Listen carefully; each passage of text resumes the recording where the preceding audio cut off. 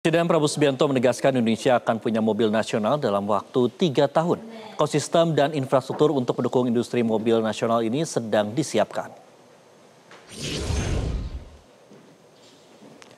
Wakil Menteri Perindustrian Faisal Riza mengatakan Presiden Prabowo menginginkan mobil nasional yang dikembangkan industri otomotif dalam negeri, mulai dari pembuatan desain hingga produk mobil jadi.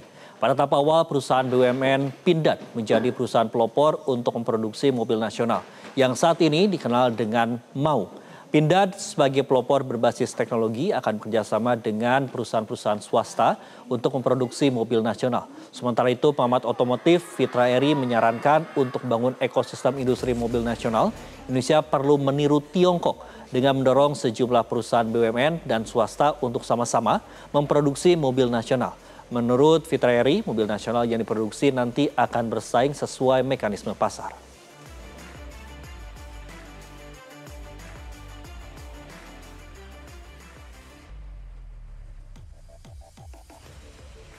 Yang diinginkan oleh Presiden adalah kita pada akhirnya memiliki satu proses produksi dari sejak desain sampai ke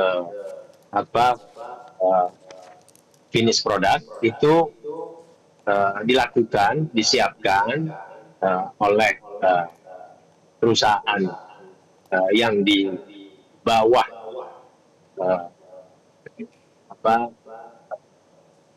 sistem bisnis dan juga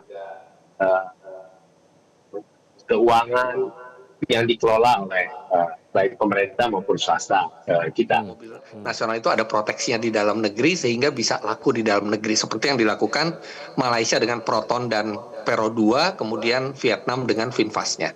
Nah, tapi kalau kita dengan resource yang kita punya dan kita mau mobil nasional ini tidak hanya untuk konsumsi Indonesia, tapi juga bisa bersaing di luar, kita harus mencontoh ke Cina.